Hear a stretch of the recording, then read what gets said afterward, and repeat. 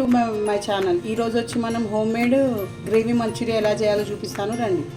Gravy Manchuria కావాల్సిన items వచ్చి క్యారెట్ని ఇలా దురుపుకోవాలండి. అలాగే ఇది కూడా క్యాబేజ్ కూడా మంచి కట్ చేసి పెట్టుకోవాలి. అలాగే కరివేపాకు కూడా కట్ చేసి పెట్టుకోవాలి. ఇప్పుడు దీన్ని మిక్సింగ్ ఎలా చేయాలో చూపిస్తాను రండి. అల్లమిరియాల పొడి వేసుకోవాలి, రెడ్ మిర్చి పౌడర్, పసుపు, సాల్ట్ ఇప్పుడు ఇందులో వేసుకోవాలండి.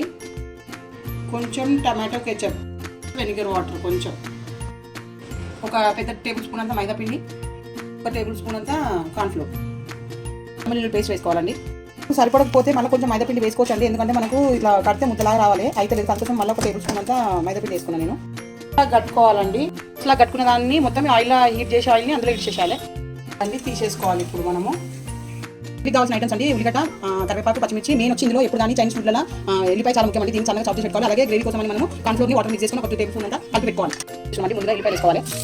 ఎల్లిపాయ వేగినాక మళ్ళీ అన్ని ఆల్ వెజిటేబుల్స్ అన్నీ వేసుకోవాలి. మిరియాల పొడి, ధనియా పొడి, రెడ్ మిర్చి పొడి, ఇంకా గ్రీన్ చిల్లీ సాస్ వేసుకోవాలండి. రెడ్ చిల్లీ సాస్ వేసుకోవాలి. డార్క్ సోయా సాస్ వేసుకోవాలి. ఒక 2 స్పూన్ వెనిగర్ కూడా వేసేసుకోవాలి.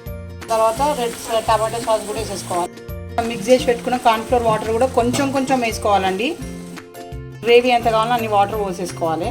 ఇప్పుడు సాల్ట్ ఇప్పుడు వేసేసుకోవాలండి. కొద్ది కట్ చేసి వేసుకోవాలండి. ఓకేనండి, ఇప్పుడు చేసిన మంచూరియాలన్నీ అందులో వేసేసేయాలి. Gravy manchurian ready.